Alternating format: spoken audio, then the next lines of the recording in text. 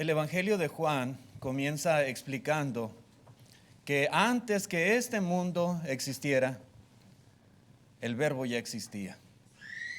Y dice Juan que este verbo estaba con Dios y el verbo era Dios. Pero también Juan nos dice que este verbo eterno vino al mundo, a este mundo que él mismo había creado, y vino con un propósito muy especial. Vino a traer al mundo algo que el hombre necesitaba urgentemente. Vino a traer luz, vino a traer vida, vino a traer salvación. La lección de esta mañana yo le he titulado Jesús, el verbo que vino al mundo. Y hay varias cosas que Juan enfatiza en su relato en este capítulo 1 de Juan. Y una de esas cosas, hermanos, es que Jesús es la vida y la luz de los hombres.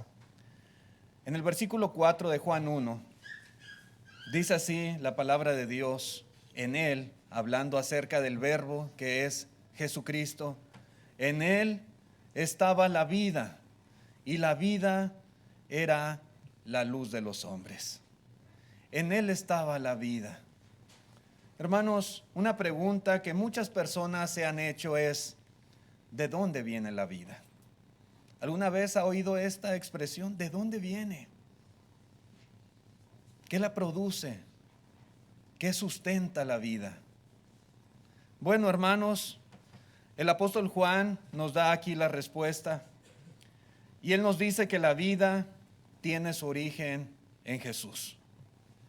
Todo ser humano que respira, toda criatura que existe, todo ser viviente que encontramos en este mundo, vive porque Él es la fuente de la vida que le sustenta. Nosotros estamos vivos, hermanos, gracias al Señor. Él nos da la vida y Él nos sustenta.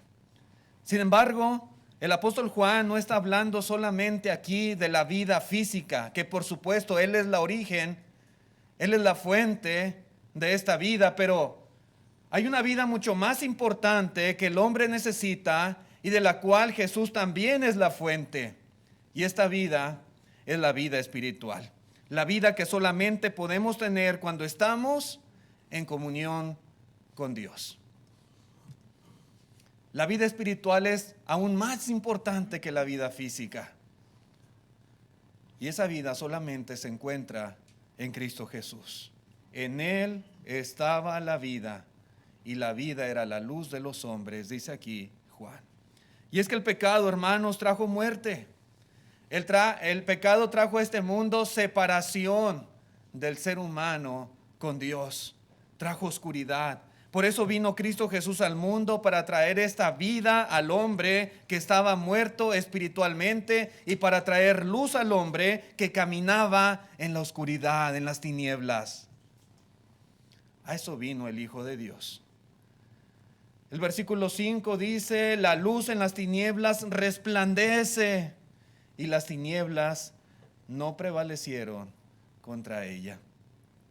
Hermanos, las tinieblas aquí representan la condición del mundo apartado de nuestro Dios. Una condición de pecado, una condición de ignorancia, una condición de rebelión. Pero cuando Cristo vino al mundo, la luz comenzó a resplandecer en medio de las tinieblas. En medio de este mundo caído, lleno de pecado y de maldad, la luz, repito, comenzó a resplandecer. Y note usted cómo la palabra de Dios no dice que las tinieblas lograron apagar aquella luz. No, dice claramente, y las tinieblas no prevalecieron contra ella. Así fue, hermanos, así fue. El mundo podía rechazar a Cristo Jesús. Muchos lo hicieron, lamentablemente. El mundo podía perseguir al Hijo de Dios. El mundo podía llevarlo, como lo hicieron, a la cruz para darle muerte, pero no podían apagar su luz. Las tinieblas no prevalecieron contra Él. Juan el Bautista, hermanos, dice la Escritura que apareció precisamente para dirigir a las personas hacia esa luz. Él mismo no era la luz, Su misión era dar testimonio de esa luz para que los hombres creyeran. Dice en el verso siguiente, versículo 6, dice, hubo un hombre enviado de Dios, el cual se llamaba Juan. Todos lo conocemos como Juan el Bautista. Este vino por testimonio para que diese testimonio de la luz, a fin de que todos creyesen por él. No era él la luz, sino para que diese testimonio de la luz. Hermanos, el relato del apóstol Juan aquí del Evangelio hace una pequeña pausa, hace un pequeño paréntesis para presentar a este profeta llamado Juan, Juan el Bautista. Y como dijo el Señor, entre los nacidos de mujeres no ha habido un profeta mayor que Juan. Era un mensajero del cielo. Dios lo envió para preparar el camino para su Hijo Jesucristo. Él fue enviado con esta misión específica. Dice aquí, dar testimonio de la luz, dar testimonio de Jesús para que las personas creyesen en Él. Juan, hermanos, era un gran profeta. Repito, el más grande profeta que alguna vez pisó este mundo. Pero él no era la luz. Él no era la luz. Su trabajo no era atraer la atención de las personas hacia su persona, hacia sí mismo. Su trabajo era, hermanos, dirigirlas hacia Cristo Jesús. Eso hacía Juan. Y creo que, hermanos, esto también nos enseña algo acerca de nuestra propia misión en este mundo. Veamos esta clase relacionada con el evangelismo personal. Muy importante. ¿Cuál es nuestro propósito como predicadores del evangelio? ¿Cuál es nuestro propósito como discípulos de Cristo que comparten las buenas nuevas de salvación con las personas? Bueno, precisamente lo que Juan el Bautista hacía: guiar a las personas hacia la luz, guiar a las personas hacia Cristo Jesús, que crean en Él, que crean en el Hijo de Dios que vino a este mundo. Hermanos, no predicamos para que las personas nos admiren a nosotros, para que pongan sus ojos en nosotros. Predicamos para que puedan ver a Cristo, para que se conviertan a Cristo, para que se conviertan en discípulos de Cristo.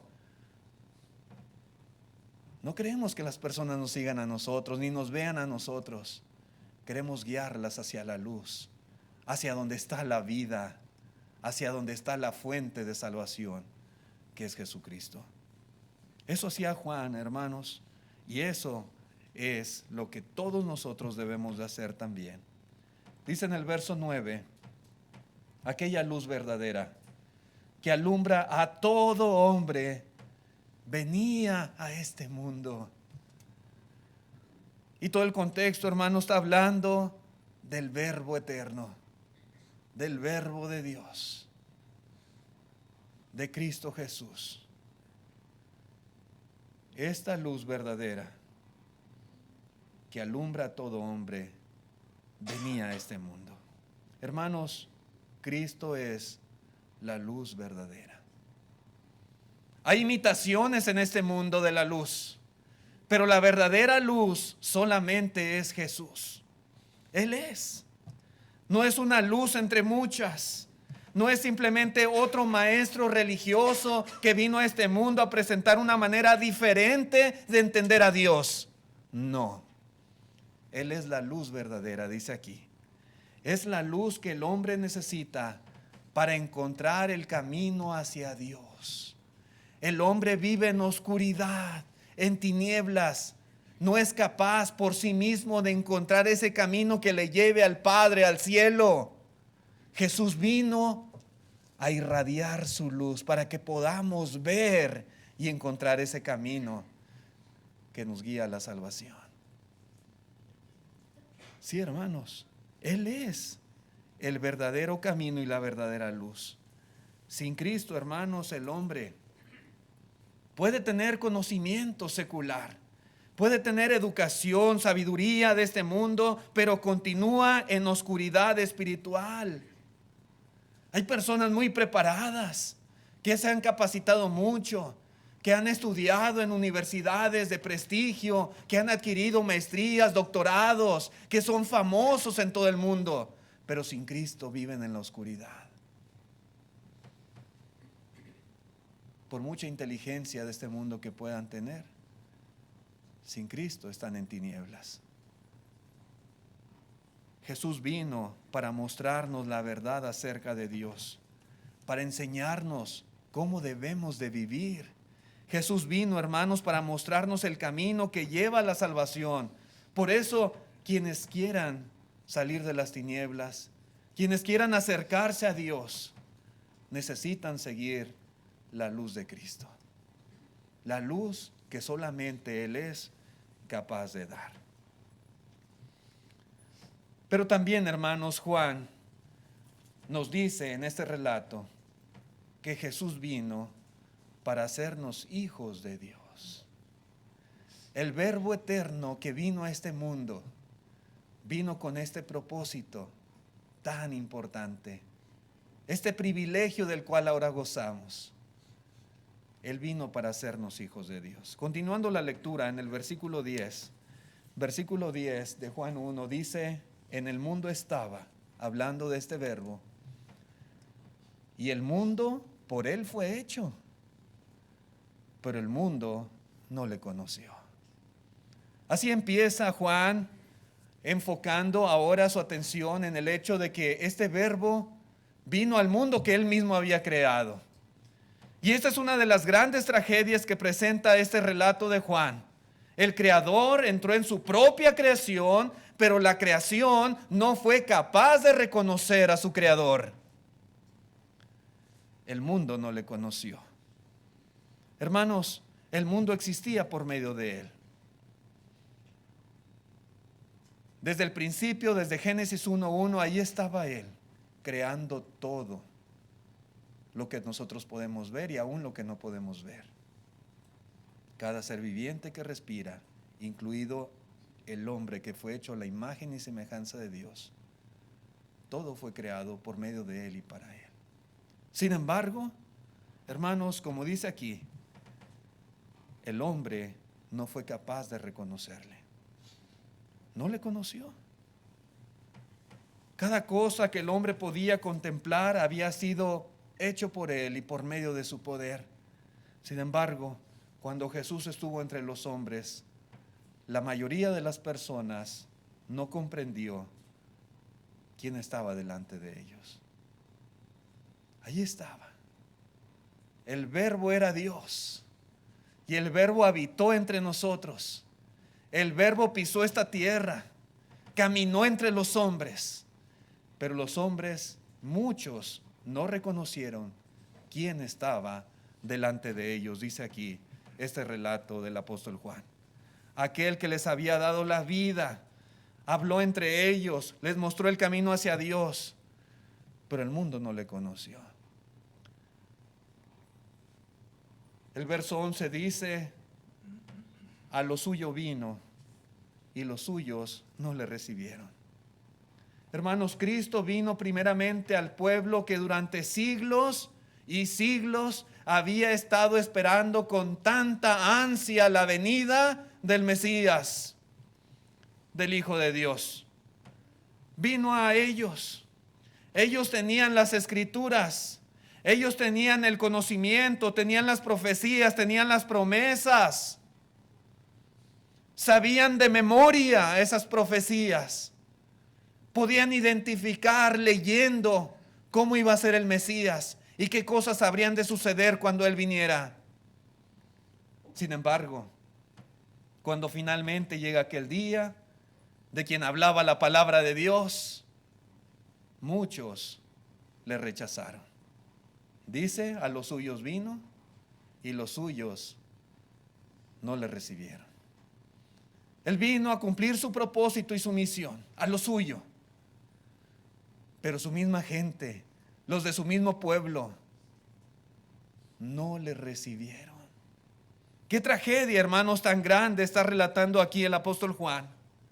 Sin embargo, también nos da una pequeña luz de esperanza, Porque dice que hubo aquellos que no tuvieron esa mala actitud de rechazarle, como muchos de entre su pueblo lo hicieron. El verso 12 dice: mas a todos los que le recibieron, hubo algunos que sí lo hicieron. Y damos gloria a Dios por ello. A los que creen en su nombre, les dio potestad de ser hechos hijos de Dios. De ser hechos hijos de Dios, hermanos. Y creo que esta es una de las declaraciones más hermosas que encontramos en el Evangelio de Juan. Aunque muchos rechazaron a Jesús, hubo personas que escucharon su palabra, que creyeron en Él y que estuvieron dispuestos a recibirle. No todas las personas tienen esta actitud, no todos tienen esta misma disposición, pero hay algunos que sí. Y cuando Él estuvo en este mundo, hubo quienes le escucharon, creyeron en Él y le recibieron. Y para ellos hubo una bendición, hermanos, extraordinaria. Extraordinaria. Dice aquí Juan que Dios les concedió el privilegio de llegar a ser sus hijos. Hijos de Dios. Poder decir a Dios: Padre, Padre mío. Hermanos, qué bendición, qué privilegio tan grande vino Cristo a traernos a nosotros a este mundo. Pensamos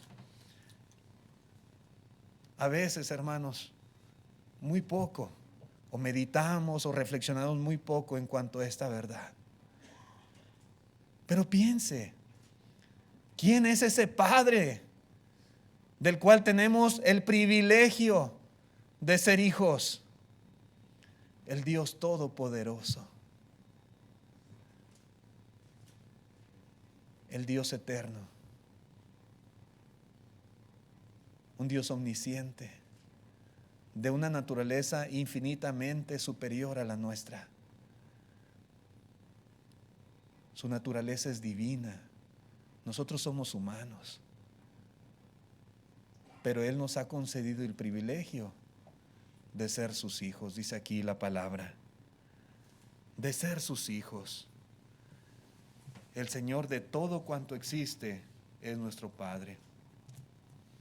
Y sin embargo, hermanos, Él permite que seres humanos como nosotros podamos acercarnos a su presencia y confiadamente podamos decirle: Padre, Padre, porque en verdad es lo que Él es. Y es lo que nosotros hemos llegado a ser también por su misericordia y por su gracia. Ya no somos personas alejadas de Dios. Ahora somos miembros de su familia. Qué bonito es cuando nuestros hijos nos llaman papá. Papá. Hermanos, eso es Dios para nosotros, es nuestro Padre. Él nos ha engendrado, Él nos ha dado vida, Él nos ha dado un lugar en su familia. Somos miembros de la familia de Dios, dice la palabra. Ahora, hermanos, como miembros de su familia, tenemos un cuidado especial de parte de Dios hacia nosotros. Ahora tenemos su amor. Ahora tenemos la esperanza de estar eternamente con Él. Yo creo que no existe un reconocimiento humano que alguien pueda recibir que sea superior a este reconocimiento de decir: yo soy un hijo de Dios. ¿Qué puede superar eso, hermanos? ¿Qué cosa en este mundo puede ser más grande que el hecho de ser un hijo de Dios? Nada. Nada lo puede superar. Y Cristo vino a traernos esta bendición. El Verbo eterno vino al mundo para hacer posible esa nueva relación con nuestro Dios, algo que antes no teníamos. A veces la gente se confunde y dice, es que todos somos hijos de Dios. No es cierto. La palabra de Dios dice otra cosa. Somos sus criaturas. Él nos dio la vida y por Él vivimos en este mundo, en un sentido físico. Pero en un sentido espiritual, no todos somos hijos de Dios. Aquellos que creyeron en Él, aquellos que recibieron a Cristo, al Verbo eterno que vino a este mundo, a ellos se les ha concedido el privilegio de llegar a ser hijos de Dios. Pero hay muchos que le rechazan, como hemos visto. Hay muchos que no quieren nada con Cristo Jesús, que a pesar de que dicen, no, yo sí creo en Jesús, pero no están dispuestos a obedecerle, a sujetarse a Él. Y a la hora de demostrar obediencia, simplemente se dan la media vuelta y se van, dando la espalda a Jesús. ¿Cómo pueden ser hijos de Dios? Le están rechazando.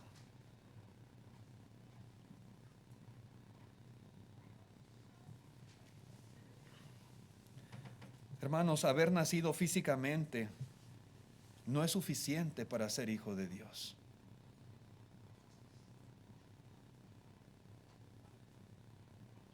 Las personas piensan que por el simple hecho de nacer en este mundo ya automáticamente somos hijos de Dios y tenemos todos los beneficios y todos los privilegios y todas las bendiciones de Dios. No es así. No es así. Para ser hijos de Dios es necesario nacer de Él. Dice en el versículo 13, hablando de estos hijos de Dios, los cuales no son engendrados de sangre. Todos somos engendrados de sangre, todos. Pero estos hijos de Dios no son engendrados de sangre, ni de voluntad de carne, ni de voluntad de varón, sino de Dios. Los hijos de Dios no son personas engendrados por seres humanos. Hemos sido engendrados por Dios. Por Dios, hermanos. Y esto nos enseña algo muy importante, que la salvación no se hereda. No se hereda. Podemos heredar tal vez de nuestros padres el color de piel, el color de los ojos, la complexión, la estatura, rasgos físicos, pero no podemos heredar de nuestros padres la salvación. Nadie es hijo de Dios porque sus padres lo sean. Nadie es hijo de Dios simplemente porque hayan crecido dentro de la iglesia. Eso no los hace automáticamente, repito, hijos de Dios. Cada persona necesita responder personalmente a Cristo, entregar su propia vida a Cristo. Aceptar a Cristo como su Señor, como el gobernante de su vida. Cada uno lo debe de hacer. Si nosotros lo hicimos, excelente, qué bueno, pero nuestros hijos tienen que tomar su propia decisión y nuestros nietos de la misma manera. Ellos no son hijos de Dios porque nosotros lo seamos. Si su esposa es hija de Dios, qué bueno, pero usted tiene que tomar su propia decisión. Que su esposa lo sea, no le hace a usted ya un hijo de Dios. La salvación no se hereda. Y recibir a Cristo, hermanos, creer en su nombre, como dice aquí, significa mucho más que aceptar que Jesucristo existe. Significa reconocer quién es Él. Significa confiar en Él, significa estar dispuesto a seguirle y a obedecer su palabra. Así se demuestra la verdadera fe en Jesús. La verdadera fe en Cristo siempre nos lleva a responder en obediencia a lo que Él nos pide. Yo no puedo decir, yo creo en Jesús, pero Él me pide hacer esto, pero no lo quiero hacer y no lo voy a hacer. Entonces no cree en Jesús. Eso no es fe. Hermanos, amigos, podemos conocer muchas cosas acerca de Jesús. Podemos escuchar muchos sermones acerca de Jesús. Incluso estar rodeados de personas que creen en Jesús. Pero al final, cada uno tiene que decidir si va a recibir al Hijo de Dios o si no lo va a hacer. A todos los que le recibieron, les dio potestad de ser hechos hijos de Dios. Así que cada uno, hermanos, tendrá que tomar su propia decisión. Ahí está el Hijo de Dios. ¿Lo vamos a recibir o lo vamos a rechazar? No hay más. Solo hay dos opciones: recibir a Cristo o rechazarle. Pero de eso depende si nosotros recibimos el privilegio de ser o no ser hijos de Dios. Pero otra cosa que dice Juan también en su relato es que Jesús vino a mostrarnos al Padre. En el versículo 14 continúa y dice: y aquel verbo fue hecho carne. ¿Sí? Ese verbo eterno, ese verbo que existía desde antes de la creación, que existía desde tiempos eternos, fue hecho carne y habitó entre nosotros, entre los hombres, en este mundo. Y vimos su gloria, dice Juan, gloria como del unigénito del Padre, lleno de gracia y de verdad.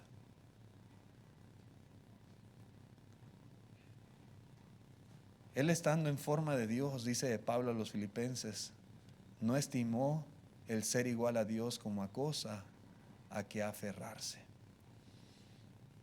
Él, estando en la gloria del cielo, teniendo todos los privilegios como Dios, decidió despojarse de todo eso para venir a este mundo a tomar forma humana y a sufrir como un siervo. El mismo verbo, hermanos, que existía desde el principio, ese verbo que estaba con Dios, ese verbo que era Dios y por medio del cual todas las cosas fueron creadas, ese verbo se hizo carne. Así como usted y yo somos de carne y hueso, Dios bajó del cielo y se hizo carne y pisó este suelo, anduvo en este mundo. Sus pies andaban entre las calles, allí en Jerusalén y muchos pueblos de los alrededores. Hablaba con los hombres, les predicaba su palabra. El Hijo de Dios, hermanos, habitó entre nosotros. No dejó de ser Dios, ni aun cuando el Verbo fue hecho carne, ni aun cuando anduvo entre nosotros, no dejó de ser Dios, pero tomó para sí naturaleza humana.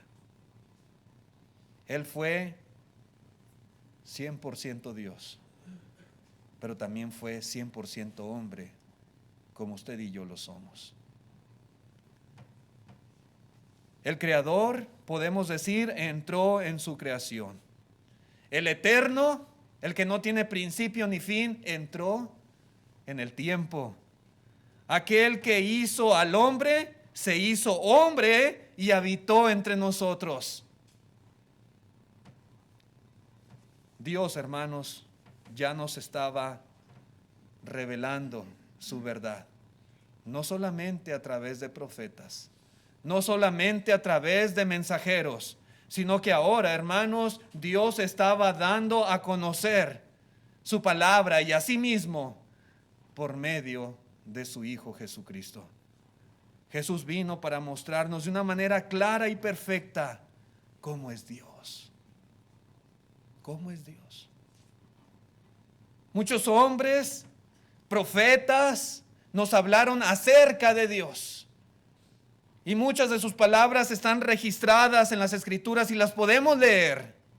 Pero Jesucristo no vino solamente a hablarnos de Dios, sino vino a mostrarnos en carne propia cómo es Dios.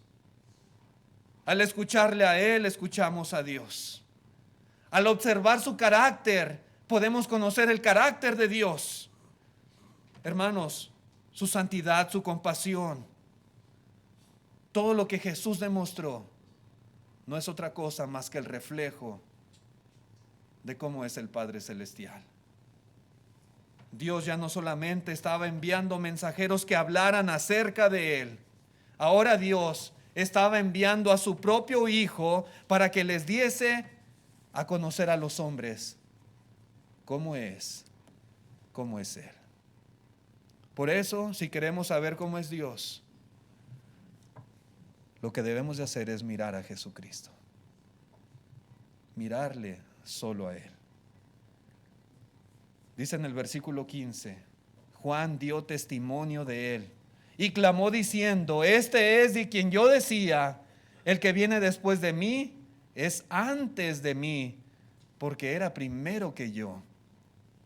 Como ya mencionamos, Juan el Bautista, hermanos, tuvo ese ministerio tan importante. Dios lo envió para preparar el camino para la llegada del Mesías y llamar al pueblo al arrepentimiento. Multitudes, muchas personas acudían para escucharlo y muchos llegaron a preguntarse si él mismo sería el Cristo. Era un gran profeta Juan. Y toda esa gente que venía tal vez pasó por su mente: ¿será este el Mesías? ¿Será él? Pero Juan daba testimonio y decía: este es de quien yo decía, el que viene después de mí es antes de mí, porque era primero que yo. Juan, hermanos, nunca permitió que la atención de las personas se quedara en él. Siempre dirigió a todos hacia Jesús. Y aunque Jesús, hermanos, comenzó su ministerio después que Juan,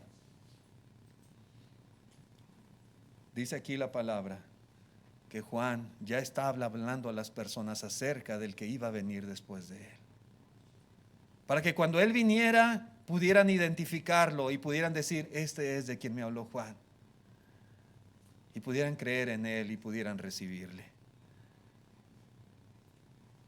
Su mensaje era: no me miren a mí, miren al que viene después de mí, porque él es mucho mayor que yo. Así hablaba Juan, hermanos. Dice en el versículo 16 y 17: porque de su plenitud tomamos todos, y gracia sobre gracia, pues la ley por medio de Moisés fue dada, pero la gracia y la verdad vinieron por medio de Jesucristo.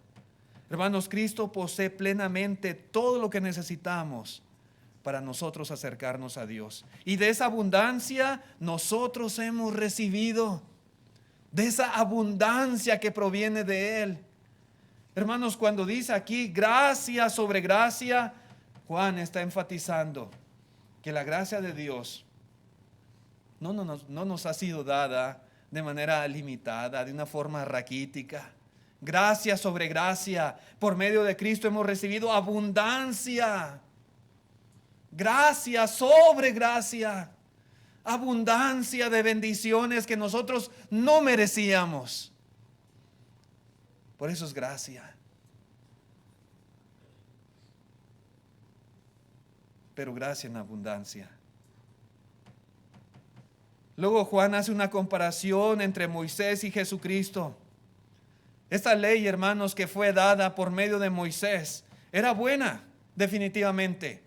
Era una ley que provenía de Dios, revelaba su voluntad y mostraba al hombre lo que era correcto. Pero la ley no era el propósito final de Dios. Solo preparaba el camino para algo mucho mayor que vendría por medio de Cristo Jesús. La ley fue un ayo, dice el apóstol Pablo, para llevarnos a Cristo. no era el propósito final de Dios esta ley. Preparaba el camino nada más. En Jesús, hermanos, en el Verbo eterno, el Padre Celestial nos ha dado a conocer plenamente su verdad. Nada le falta. Su verdad es perfecta. Y por medio de Él nos ofrece su gracia, gracia sobre gracia, gracia para perdonarnos, gracia para reconciliarnos consigo mismo, gracia para concedernos el privilegio de llegar a ser sus hijos por medio de Cristo Jesús. El Evangelio es superior a la ley, hermanos, infinitamente superior.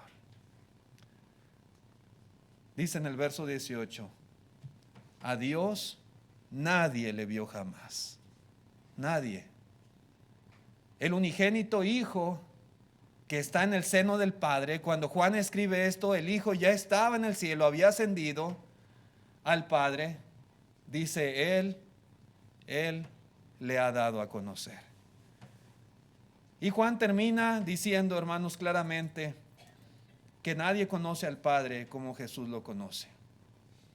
Desde antes que viniera Él a este mundo, el Hijo estaba en esa relación perfecta e íntima con el Padre Celestial ahí en el cielo.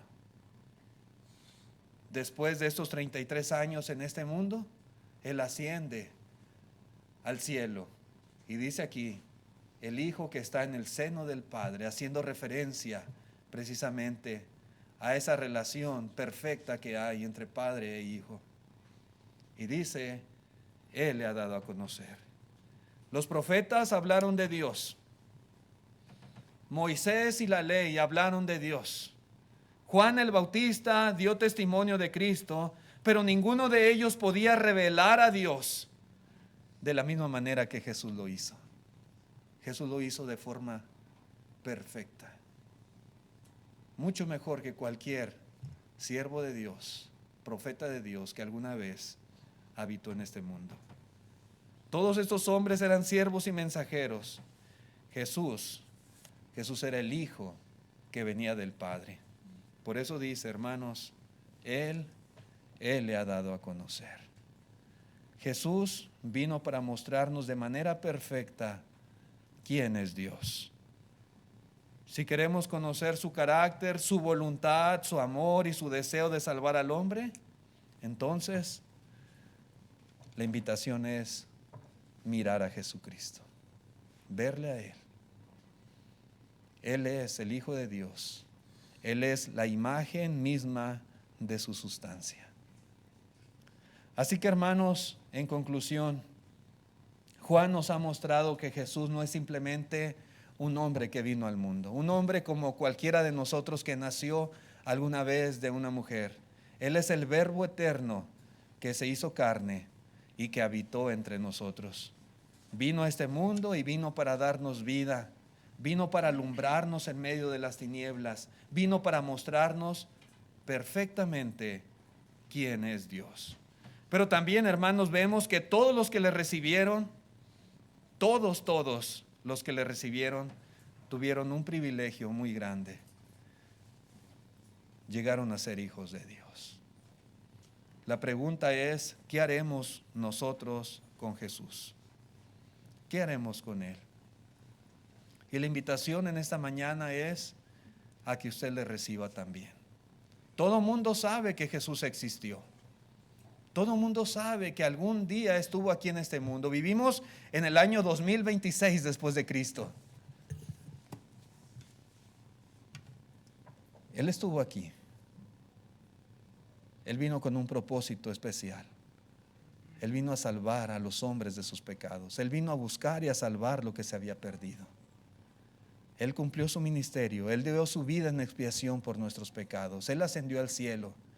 Pero Él dejó el Evangelio para que las personas, al creerlo y al obedecerlo, pudieran beneficiarse de su sacrificio, de su muerte, de su sangre en la cruz. ¿Qué tiene que hacer el ser humano para recibir a Cristo? Creer en Él como el Hijo de Dios, que vino a este mundo a morir por nosotros. ¿Qué más dijo Cristo?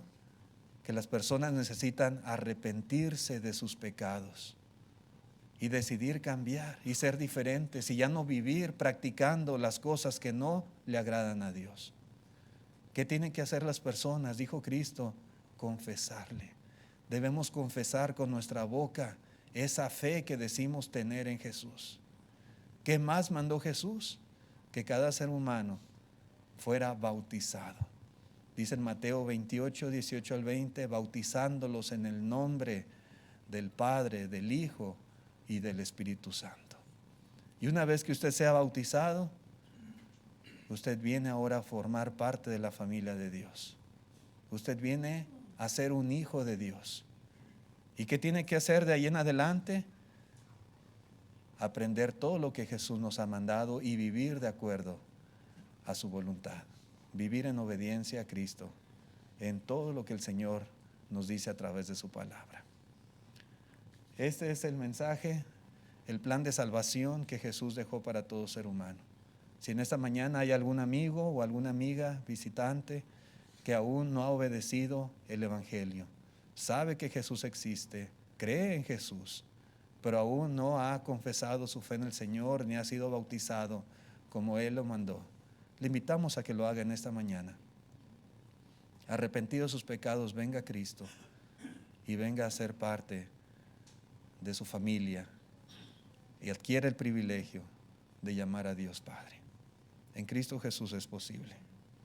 ¿Hay alguien en esta mañana?